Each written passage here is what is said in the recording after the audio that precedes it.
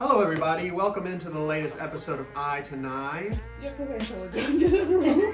Oh, right. I think we said Oh, that. I didn't even press record, so we're good.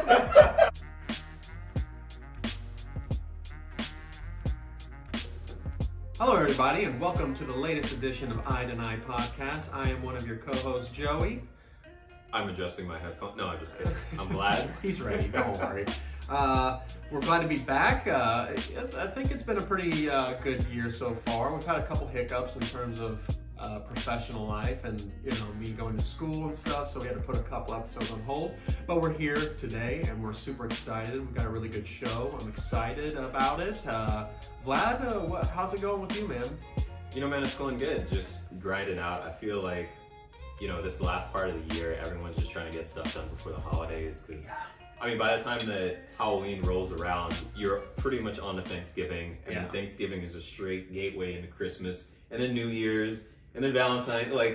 You're going to lose 6 months right there already. Valentine's Day is it's very overlooked. No one really cares. Unless, it's like something to do nice. Something nice for your significant other. But in terms of holidays, not really. But you're totally right. Once you get to Halloween, Thanksgiving's right around the corner, and then it transcends into Christmas, and people are decorating before Thanksgiving, for Christmas. I know my wife loves to do that. But it's crazy because I'm about to graduate, and I got job interviews, and I had this one job interview this is the company that I really wanted to work for, and it's a medical sales company. So they're pretty high up there, but man, it was just, the first interview was not anything what I thought. So, the first interview is, who are you? Yeah. What do you like to do? And what makes you you? No, this chick was like, okay, let's role play. My name's Debbie. You come into our office. Our dental sales team is struggling. We can't hold up with distribution. What do you do? What do you do? What do you do? And I'm like, okay. And then she's like, well, what's the most important part of the sales process, Joey? And I'm like, that would be finding the needs. Is this the right person I'm talking to? Is this the decision maker? She's like, well, we're actually looking for discovery. Discovery is the first. And I'm like, bitch, that is the fucking needs. Okay, that's the needs. Oh my God. And I knew it was going off the rails when she goes, do you go by Ken or Kenneth or Kenny? And I get this all the time. So fucking annoying. And I'm like, well, actually, I go by Joey because my dad was a Kenneth and his dad was a Ken. So anytime I say Kenneth, just three people turn around and say, I go by Joey. And it's just like, but to be fair, I don't think I'm going to get this job. But there's a bunch of other ones. I'm really serious with this one that I think I'm going to get a job offer. So, but man, it's rough out there, Vlad. Some scary shit, Dude, interviews are so subjective. Getting actually hired at a company is such a random process because it's not even just about what you know or who you know, but who interviews you on that particular day. Exactly. Because the person you talk to, right, they're looking for specific answers to the question. Some people are just like, okay, you may call it something different, but you know what I'm talking about. Yeah, and it's a script they're reading, and this lady was an HR lady, which is, that's what they do. They hire people, they maintain, they retain, they train. Right. So it's I get it, but it's I've never had the first interview be that insane. So, which I should have, and I did a ton of research for the company, which is really even more infuriating because I couldn't even remember shit, because once that happened, I was like, I can't recover now. Yeah. So it was friggin' rough, but I don't know. She's like, if you don't hear from me next week, just email me. I'm like, that's not a good That doesn't inspire usually confidence. Usually you'll get the email the next, and they make you do these PI assessment tests. Are you familiar with these? Is this the personality thing? Yes. Okay. It's so stupid. It's one page, you're like, how do people think you act around them? And I'm like, and there's 100 different choices, and I'm like, cool. And then the next page is, how do you act? And I'm like, how does this, I can just screenshot I don't even know how it makes no sense. This is part of our sir, have you applied online yet? Yeah, this is some Silicon Valley shit. I don't like it, so. I do, my perspective on it is there's part of the job search process that's just a process. It's all the super shitty stuff that you gotta slog through. Yeah. so there are a couple conferences that I've been to, and just trying to like find a job at the conference, and like you'll be talking with like someone from the team, right? And you're like, oh, what do you do? You know, tell me about this position. Like, what do you guys work with? Like, what technologies, all that kind of stuff, right? And you're vibing, and you can see like, hey, like they're looking for somebody, and it's like it's a good fit skills wise, and it's a good fit personality wise. But then you got to do all this other like BS of like, okay, but did you apply online through this specific link so that we can tag you? Mm-hmm. And then you also have to give us 2 copies of your resume, but also please scan the QR code so that we can track and show our bosses that we talked to you. Right. And it's just like It's serving so many purposes. Just Yeah. me trying to find a friggin' job. But I will say, you just got to go through it, man. Yeah. Like, it sucks, but this is the process. Yeah, it's rough. I mean, so far it's been really good. I mean, I've talked to a lot of really good companies that I like that are pretty well known. So, you know, it's good. We'll see what happens. I mean, the good thing is I have jobs that are Yeah. contacting me and like, or not jobs, but businesses. So that's a good thing. But yeah, this day and age, you need something to like relax with. And I heard that you went and did some very. Oh, yeah. This sounds very Californian. I don't know if I like it yet, but goat yoga. Yeah. So Tell us about that, man. that was an interesting one. So I've always like, I mean, this is gonna sound bad, but I've always kind of clowned goat yoga because I heard about it kind of around the same time I heard about hot yoga, and it was like Bikram hot yoga. Mm-hmm. So I was like, okay, like this is just a bunch of people like locking themselves in a room, and like, you know, somebody's got a broken thermostat somewhere, and they're just like, oh yeah, you know, I charge $25 to do this. Yeah. So goat yoga for me was kind of the same thing. I was like, okay, this is not like what are we talking? What are we doing here? Well, people? what's going on?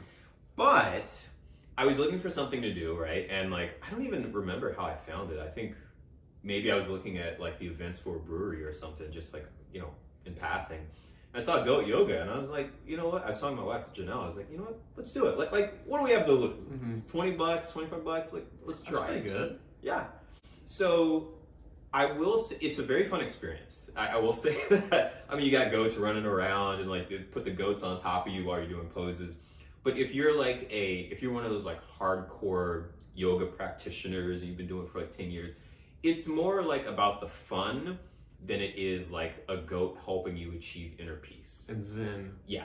Yeah. Like it's kind of like a petting zoo meets like a fun activity. Yeah. So it's a fun thing to do, but if you're like hardcore about yoga, you're probably gonna be like, well, Get this goddamn goat off of me. yeah, but it was cool. So Meanwhile Brewing actually has this at their brewery, I think every 2 weeks or so, and it's a place called Goat Shenanigans, funnily enough. So they bring, you know, not grandpa goats. Old dying goats. The goats go, but it's, you know, it's like adult goats, and then they actually had like a couple of the kid goats who were running around. So it was super fun, and they pass out treats and everything, so you can get the goats to come up to you, interact with you. You can take photos and stuff, and they will ask you like, hey, do you want us to put like, you know, you're doing like downward dog or like, you know, treetop or something. You want the goat on your back, like. So they ask you. They don't just do it. No, they ask Okay. you first, because, you know, not everyone may not be okay with that. Yeah. I was like, yeah, put the goat on my back. Like, I mean, if you're gonna go to it, then Right. why wouldn't you want the goat on your back? yeah, You know? you gotta get the full experience. Yeah. So it was a lot of fun. I would definitely recommend it to people to try. Yeah. If you're like serious about your yoga practice, maybe it's, you know, try it. Maybe it's not the thing for you, or maybe it is. I don't know, but it's still a fun activity. So shout out to Meanwhile Brewing. Shout out to Goat Shenanigans. A lot of fun. Would highly recommend if you're, you know, looking for something to do on a Sunday morning. Respect. Yeah. Respect the goat. Speaking. Hey guys, Future Vlad here with a quick correction. So when I was talking about the goat yoga, I actually said it was at Meanwhile Brewing. Sorry, it's actually at Hop Squad. So if you're interested in trying goat yoga, check out Hop Squad. They're right by the domain. Super cool area, super cool space, and lots of great beers. Meanwhile also has some cool events too. So if you're not looking for goat yoga, feel free to check them out. They got some good stuff too. All right, see you guys. Doing shit on a Sunday morning. You know, you start to hear more and more about NFTs and stuff, and like people are actually just creating their own digital artwork, just hanging out at home. I got a friend Josh who that's all he does is just draw shit Yeah. and like hope to sell it.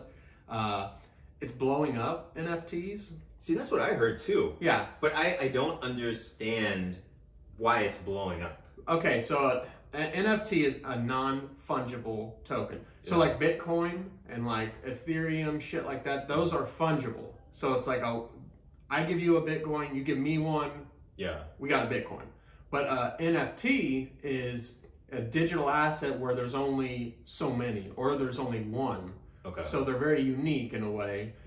Yes, we've heard the joke you can screenshot it or whatever, or just look up the Steph Curry highlight on YouTube, and now I own it. I just save it to my library. Click, save as. Yeah, but the way they do it is like with most cryptos, the smart contracts and the blockchain.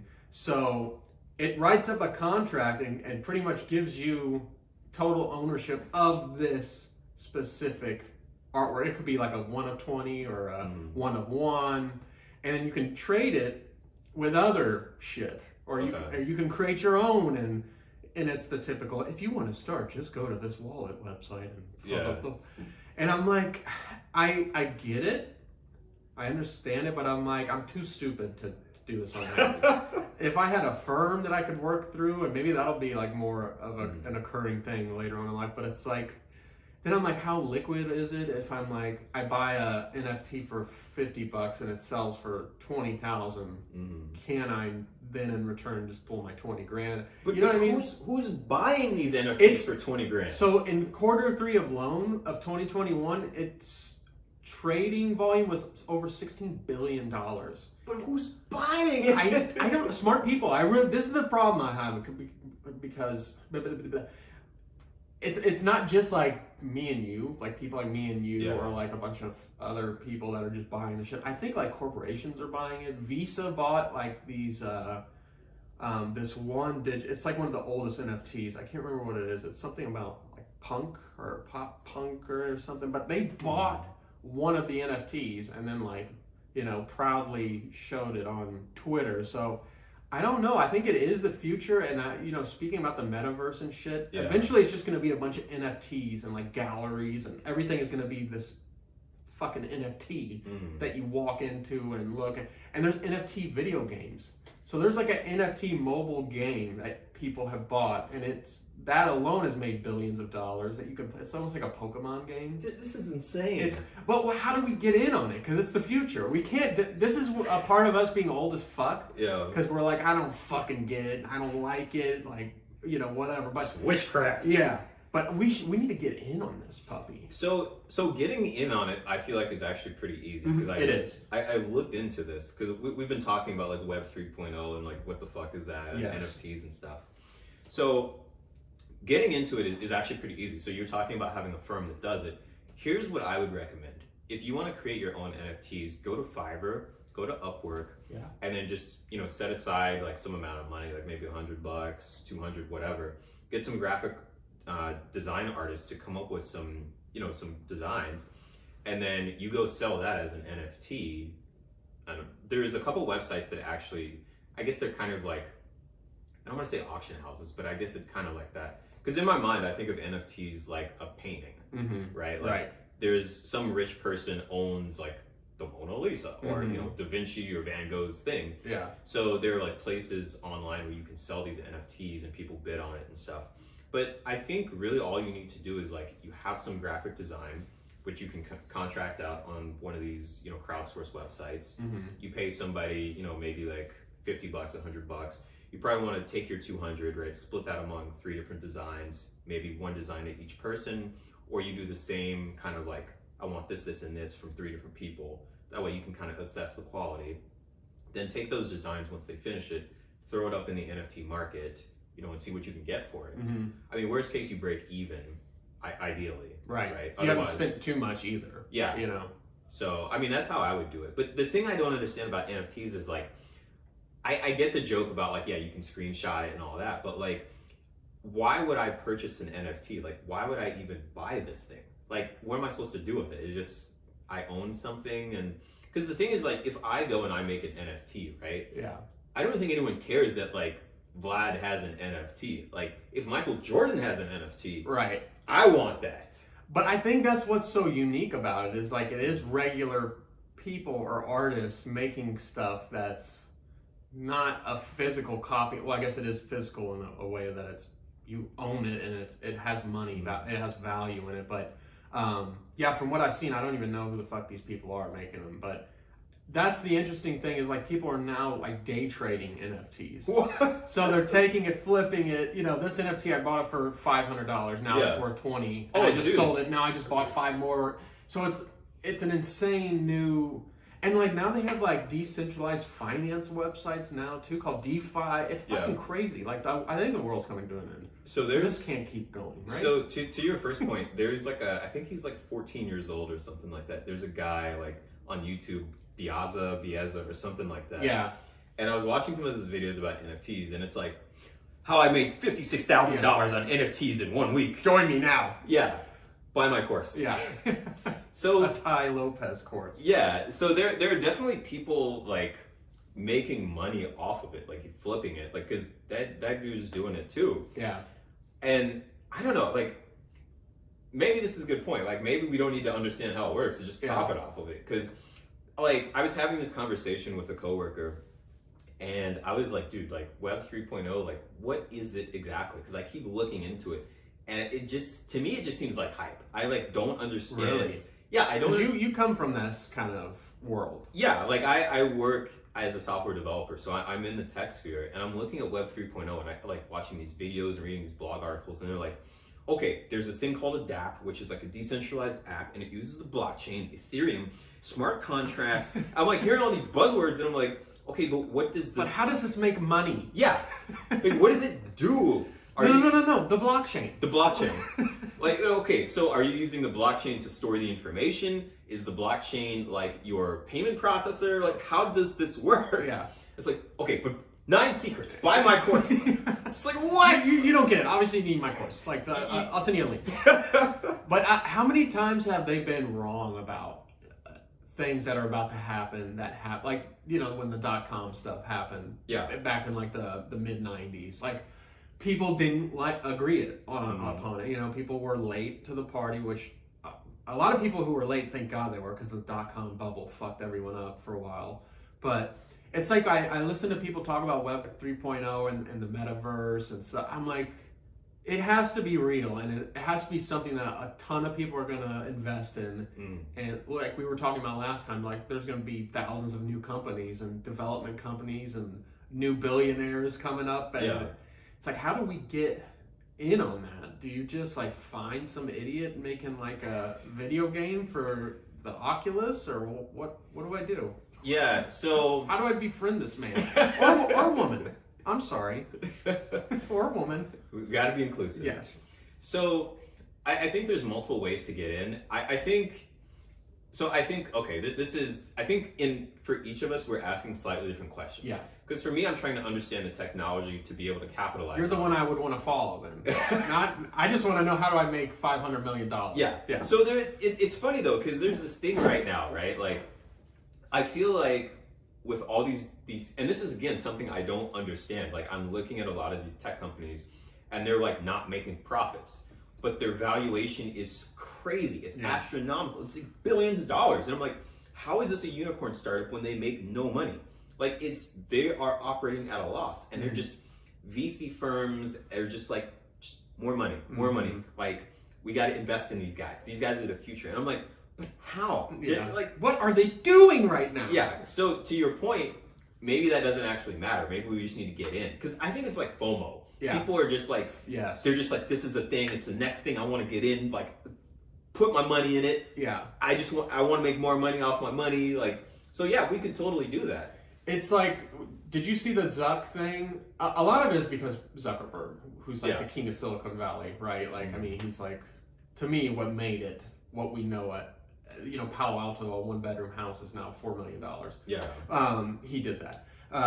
Not only him, but I think people saw him talking about it and, wanting to create this world, which obviously he probably stole it from someone else, but I think when I saw him on the news, did you see him like go on the news and like he was like doing the virtual reality thing? And she was like, "Hey, what's this to you, Mark?" Is that just some like with the lady? like super creepy avatar? Yeah. Yeah. And I'm like, it reminded me of when the Xbox One was coming out, the Kinect, or was that the Kinect? yeah, I think it was the Connect. I was just like very underwhelmed by how it looked. I'm like, it reminded me of that, and I just told myself, if this is the metaverse, fuck off. Okay, I don't need this shit. Okay, Yeah. but I think it is gonna be these crazy, like they're talking about eventual like cities that you can go visit in the metaverse, where it's like very real, and when 8K is a thing, and Yeah. 6G is a thing. Everyone's dead from the 5G, and the ones that lived have 6G. I don't know. It just seems crazy. It seems like it's gonna be a very scary time. Like no one's gonna go outside anymore. Oh my god. It's gonna be like a dystopian future, like Blade Runner. Ryan Gosling's gonna be hunting us down. We're gonna have our fake Ana de Armas woman that we can. I don't know. It's crazy. Terrell Enterprises will be real. Oh god. So, I don't know. I would like to stick with NFTs for now. Yeah. But I am interested. I mean, maybe me and you could put like some money, like have our own account. Yeah. And just kind of check it out. Like we each Yeah. put a couple $100 and Yeah. maybe we buy a couple little things and see if it goes up. Because to go back though, I want to be fair with how liquid crypto is. Obviously, there's 1,000 shit coins out there, right, that aren't liquid at all. Like Dogecoin, if you became like a $15 billion heir Yeah. at the time where it surged to like 40 cents or 70 cents, you couldn't pull that out Right. because it's just too much market cap and not a lot of liquidity. But to be fair, Ethereum and Bitcoin are one of the most liquid crypto. So you can, I think, especially from an NFT standpoint, you buy an NFT, you sell it for 80 grand. You can pull it for fucking 80 grand out and play it, Dude, but the thing that kills me with Ethereum right now is like the gas fees. yeah. Like, the everything, service fees and this fee and Yeah. that, all of it. so there's something called ENS, the Ethereum, I think, name system. Mm-hmm. And so what this is like, there's something called DNS, right? So when you go to google.com, right, DNS is a service that basically looks in your browser, like it basically says, oh, you're trying to hit google.com, here's the address of google.com, like the server that it points to. So ENS is the exact same thing, but just for the blockchain. So you know how people, get like really clever with domain names, like I want, kingoftheworld.com or something, or king.of.hill, right? And people like pay a shit ton of money for these kinds of things. You can start buying these things on the blockchain now. So Ethereum name service has this functionality where they're just like letting people buy domains. So I was looking to get mine, right? I was like, oh, like Vlad, blah, blah, blah, dot like blockchain or whatever, or I think it's like .eth. So it's like $5 or $10, but the gas fee brings it up to like $245. What is it? What do you mean gas fee? So Like that's storage fees, like no. So it's so when you do like a transaction on the blockchain, right? There's like this cost. You can either kind of like wait a long time for things to be processed, or you can pay this fee for like somebody to kind of like bump the line, right? So someone will prioritize this. One of the miners will like prioritize it, so you get your transaction processed faster. Okay. So the problem right now, right, is like the gas fees for registering your domain name are so, like, just on the Ethereum network are so high that it's like if you go to the store and you try to purchase, like, let's say, what is that, Arizona iced tea, right? Famously $1 for like from the beginning of time. 50 years. Yeah. Yeah. So let's say you go to the corner store, you purchase it, it's $1, you get to the register and they're like, sir, this will be like $12,000. You're like, what the fuck? Yeah. And like all that. Hey, inflation, motherfucker. Exactly. So you're paying like this surcharge just to like get your stuff out, and it's like, it's not even worth that. Like, what's Okay, going on? I kind of get what you're saying then. Yeah, there's some hidden fees along with. So why would you want to buy a domain name, like, or what would be considered a domain name for like Ethereum? Yeah, so the idea is that it's supposed to be like more reliable than DNS. So Okay. DNS has some problems, but it's also a way to kind of capitalize on this like incoming wave as Right. people start doing like these decentralized apps and like DeFi and stuff. They need like a URL to point to, right? Okay. So if you have like some of the popular ones, like, I don't know, like myfamousDeFiApp.com or something, like D.fi or something, Right. then you can go and flip that, right? Because that is an asset, right? You can be like, hey, if you want this fancy domain name, it's like license plates, right? Yeah. Like if you want a KJD one and I have it, I'm like, give me $500, I'll give you this one. Oh, No one okay. else has it. It's that kind of thing. Interesting.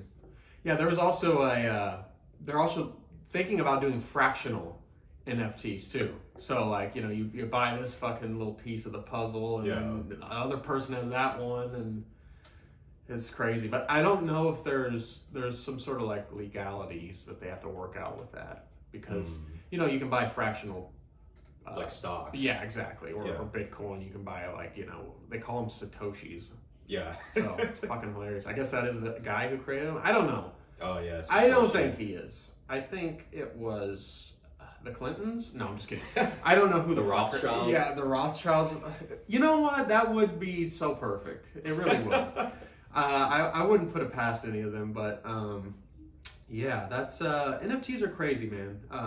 I think it would be worth at least checking out. You know. Yeah. Because when crypto came out, I was just like, fuck this Yeah. bullshit. And then, you know, Bitcoin was like $100 at one point. I was like, this is bullshit. Look at it now, 69,000. Yeah. It's like, if you would have just bought like $5,000, you'd be done.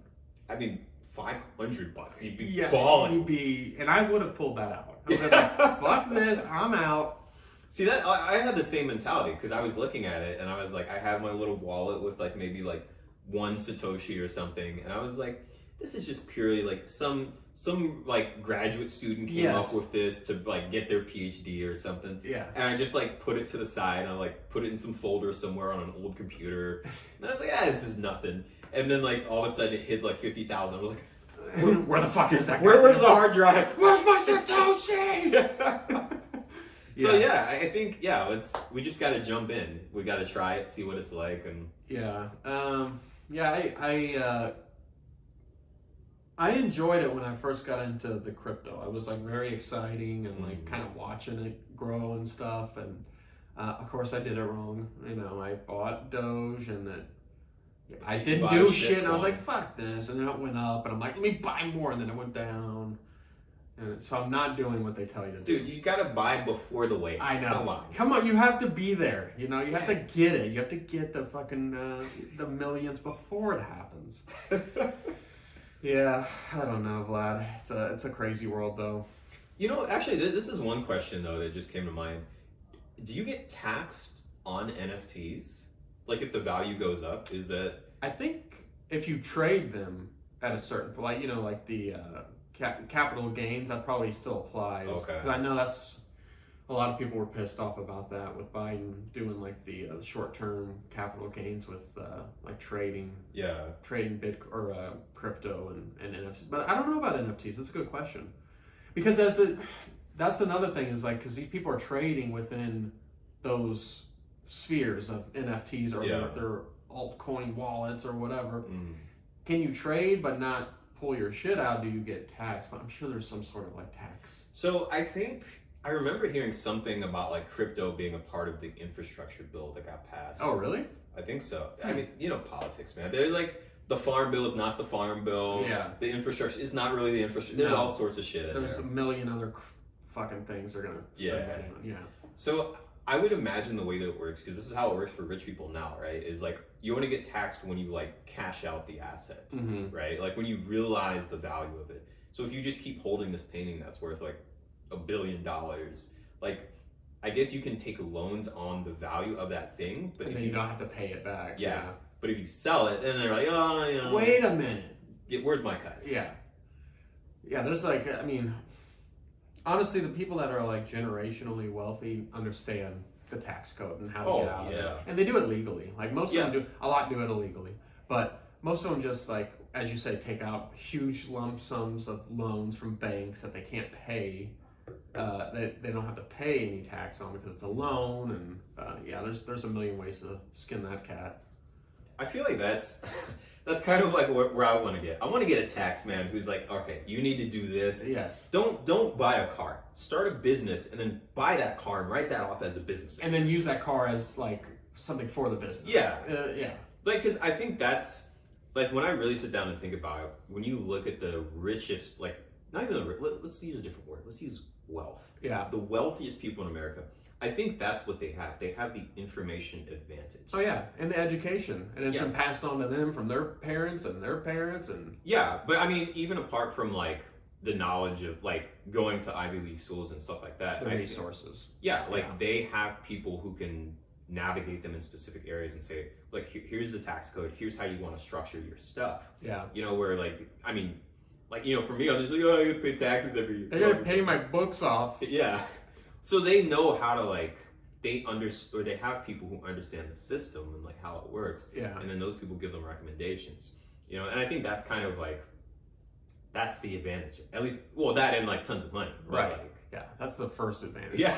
'Cause then you can pay those assholes. You can find any old rich asshole to do your taxes, you know? Yeah. Yeah, they definitely cost an arm and a leg Yeah. and a Rolex, so. But yeah, that's, NFTs, get in them. get in them, guys. Let me know what you think. Yeah. Because I don't get it. But I think that's a good idea, though. I like, let's, when you have some free time, let's put our heads together. Seriously. Yeah. Because I've been thinking about it. And like, the thing that I have been waiting on is just to understand how it works. But I mean, fuck it. Like, The best way to learn is yeah, just jump do it. fucking head first in there. Yeah. I was gonna say the really popular ones right now, it's the Bored Ape collection. Oh, yeah. So those are really cool. And it's just like straight up it's just a like drawing. Yeah. But they're pretty sweet. It reminds me of the Gorillas, like the band. Yeah. So a lot of people are giving them shit because of that. So yes, just to clarify, the NFT space grew explosively in 2021 with trading volume in Q3 hitting 10.67 billion. Jesus. A year-over-year increase of over 38,000%. So something's happening. Yeah. Somebody's got money. Yeah. Okay, so this marketplace, OpenSea for NFTs, recorded a trading volume of over $75 million in one day. My God. Good God. My God. Gotta get So that it's kind of money. like, you know, fuck all these boomer stocks and bonds, man. I'm tired of it, you know? Like, I retire at 30, not at 65. But I'm already fucking 30. Yeah, I was gonna say, aren't you past 30? I'm 33, so I'm fucked. All right, 40! Honestly, like, I really think it is not impossible to retire on the beach at 40. No. Like, the thing is, like, here's like how I think about it. I think the first thing is you gotta diversify the risk, and you also gotta diversify the income streams. Yeah. You need to be making money in a couple different ways. Oh, yeah, for sure. And then you also need to have your money making money in different ways. And then also, too, like, your life. You know, I think, like, you're not gonna have, like, a mansion at the beach. Like, you can kind of live simply, you know. Yeah. And you just, you know, you be every morning splashing around in the water, drinking. It's good enough. Yeah, you're at the beach. Yeah. But yeah, we gotta get into this NFTs thing. I'm down. Let's check it out. Let's do it. We gotta put down a date and fucking just look at shit with our glasses on like old ladies. Like, what the hell is this goddamn thing? You carry the two and then I'll take it. $60. But yeah, honestly, I saw some guy buy one for, you know, as you said, it's like the YouTube like influencer thing. What's real, what's not. But some kid like bought a $60 NFT and it sold for like 20 grand like 3 months later. So Jesus. it's just kind of like, Somebody's buying these things. someone is gonna buy this crap. And Buy my NFT. Buy our NFT. buy my NFT now. Link in bio. Oh god, but I guess that brings us to our next thing, which is there anything? I know Tiger King 2 is out. Yeah. What else is popping right now, Vlad? I need something to watch. I know, yeah, you are not the biggest fan of I Netflix. hate it. So I've been on the adult animation train. Oh sweet. And so there's a couple things there's a couple of things that are out right now that I'm watching. There's one called Inside Job, which I thought it's pretty cynical and it's pretty, well, I like cynical things, so I think it's pretty funny. So the setup is that there's a company called Incognito that is secretly the shadow government for the world. There's like this power struggle between these two old guys who started the company. One of them gets kicked out, and his daughter is still working for the company. So she's trying to like climb the corporate ladder and become like the head person in charge of this company that, you know, like fakes the moon landing and like controls society and, you know. Awesome. I love this. All right. Yeah. So it's right up my alley. With the truth. The truth shall set you free. So Netflix did, I think, maybe like 7, 8 episodes. You know, they do like a pilot or a teaser or whatever. So that one is pretty good. I definitely say check out the first episode. Is that anime? Or is that real? It's animated, but it's not animated. Oh, if okay. that makes sense. Okay, cool. I got you. Yeah, it's like regular show kind of animation. Okay, that's pretty interesting. It sounds good. I like the premise. Yeah, it's cool. I think it's pretty funny. Yeah. There's another one. What is it? Oh, I think you'd like this one too, because you're a Burr fan, right? Oh yeah, I heard he's got a new show. So I don't know if he might. I haven't heard about that one, but this one is. I might also just be late on this, but F is for Family. Oh yeah, the animation. Yeah. So I'm on, I think I'm catching up with season 3, and season 5 I think is coming out soon. Okay. So, you know, it's just him like, oh God, yeah, come on kids, get in the car. Get in the car! I saw the one scene where he's like in the bathroom, like at a game or like a stadium, and it's just a bunch of dudes just shitting, and like there's like a red face, he's just like, it's so good. That show. He's amazing. Yeah. You know, I love Bill Burr. He's like one of my favorites. But his stand up to me is just like. It's just meh.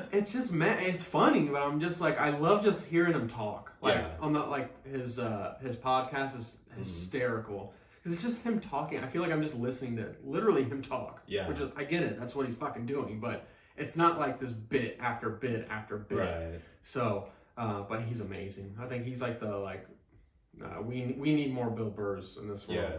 To me, he's like an angry dad from like Boston, just like he just hates everything. He's like, why can't we just? And it's just like, but I mean I feel like that's pretty much F is for Family. It's just him being like frustrated with so many different things in life. I'm just like, it's hilarious. He's like a great example of a comedian too, because he worked his ass off for like so long. Yeah. Like I remember when I was a kid and he was a stand-up comedian, but it's like that's all you knew him as, and you're like, oh, there's that Bill Burr guy. Yeah. But it's like once he got to like 40s, 50s, he became like this. He took it to like another level. Yeah. In terms of like making his own stuff and all that stuff. So respect to Bill Burr. I love Bill Burr.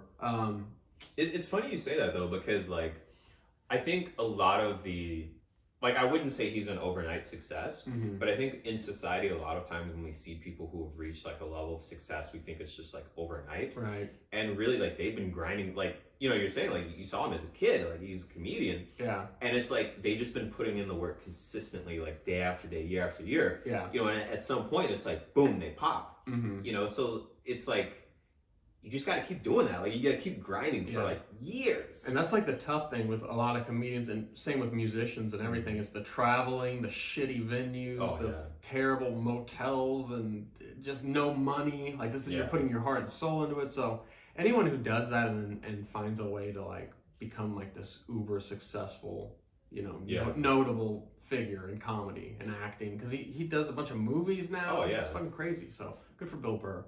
I like Bill. Bill, if you hear us, thank you.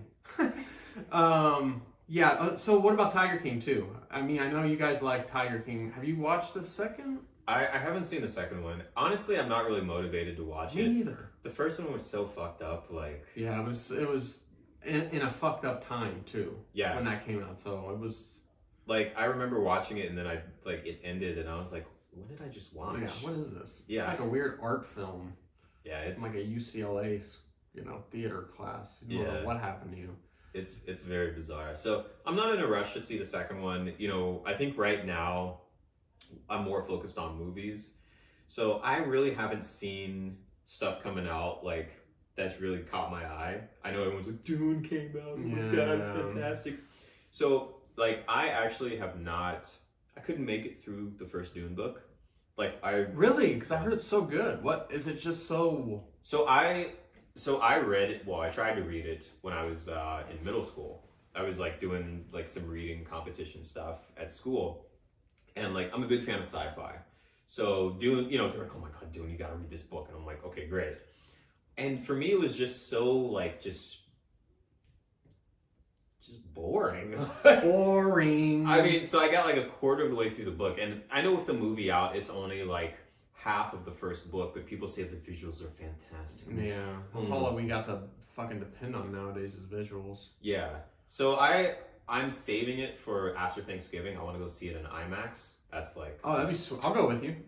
you let me know. All right. Because I haven't seen it yet, and I want to see it. And I have the original Dune with Sting. Oh, You ever seen that? I haven't seen that one. Me either. I haven't, but I just know. I always see it. I'm always like, why don't I watch this? And I'm like, yeah, fuck it. Yeah. And, 4 weeks pass by. Yeah. But yeah, no, I've heard it's like, stunning and wow, cinematography, wow. Like, it's fucking made on a MacBook. And I'm just tired of those movies. But I will say, I do love Timothée Chalamet. Yeah. And then Zendaya's great. And then I think they got Javier Bardem. Mm-hmm. Got a whole bunch of what Was it Oscar Isaac? Oscar Isaac. And then Jason Momoa. Jason Momoa. There's one more guy in it. Oh fuck, the guy from You got it. You got I it. can't do it.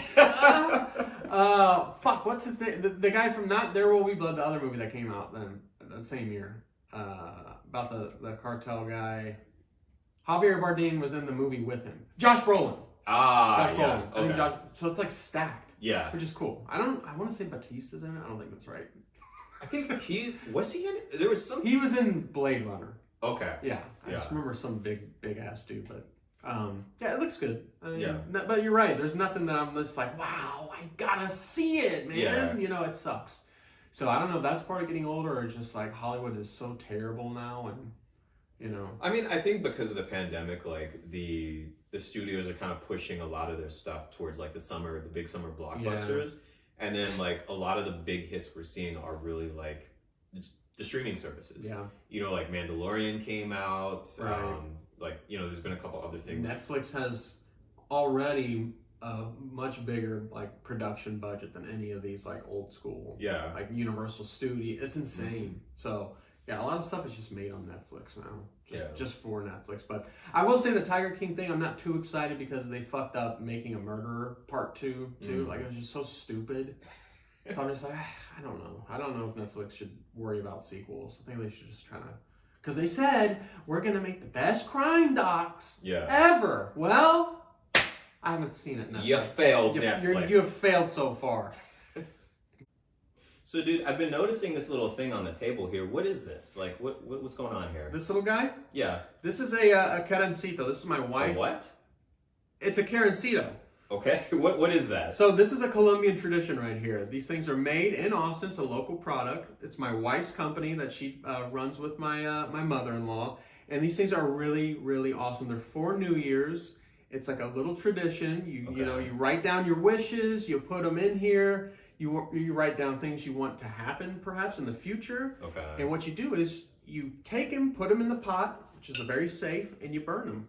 And those wishes either come true or those bad memories go away. It's a really, really cool thing to start off the new year. So it's like things that you liked from the previous year that you want to keep happening. Yes. Okay. Or you can do like shit that was terrible the past year. Exactly. It's both. Okay. So I can like good stuff and bad stuff. Good stuff and bad stuff. And it comes with everything you need. So it comes with a pot. It's going to come with a pencil. It's going to come with a pad. It's going to come with an accelerant. It's going to come with a wick at the bottom. I mean, these things are all handcrafted. Everything is uniquely made. There's 5 different ones. They all represent a different region of Colombia, which is really, really cool. Comes with a little card here. Comes with instructions on the back. What are the seeds for? The seeds are actually, this is really cool. The seeds you can actually plant in the pot. They're actually flower seeds. Oh. So when you're done with this little guy, you can have this pot, plant the seeds, and you got some flowers. Is there like a significance to the seeds? Is that like a good luck thing or something? No, I think it's just something that we can kind of like Oh, you're just like reusing it. Yeah, exactly. Okay. Like this pot can go towards something. Yeah. And you can grow some flowers, and you can have something to remember this little guy by, because you do have to burn it. This is the problem we have, is a lot of people love these guys so much. They don't want to burn them, but you have to burn them. So like in Colombia, my wife's family, they would make like a life-sized version of this guy called a Carrancito. So we made a smaller one called the Carrancito that is a much more manageable in terms of burning it and disposing it. And like I said, it's very safe. You got your own pot. And it's really, really cool, guys. You guys got to check them out. We're actually going to be selling these guys in Austin. Oh, really? Yes. And let me find those dates for you. So we are going to be at the Southern Heights Brewery from 12 p.m. to 5 p.m. on November 27th, and we'll be selling them there. We'll have our own little like kind of kiosk there, so come check it out, guys. Anyone in Austin or the surrounding area, you guys can come check us out. And after that, we will be at the Meanwhile Brewery on the 28th from the same time, 12 to 5. So it'll be really cool. We're gonna have friends there. I believe you guys are gonna be joining us. Yeah. So guys, come give us a shout. Come check out the product, and I think you guys are really gonna love them. They're really cool. So Nice. guys, we want to thank you for joining us for this latest episode of Eye to Nigh. We hope you guys had fun. I hope you guys learned about NFTs. Maybe you guys can join Vlad and I's new firm. We're going to start with NFTs. Yeah. It sounds like we're serious about it. Vlad? Yeah, look forward to a future episode where we update you guys on how we're doing with NFTs. And, thanks again, everyone, for listening. Hope you have a very happy Thanksgiving. Enjoy it. Have some time off. Spend some time with your family. We'll see you back here next time. Bye, guys.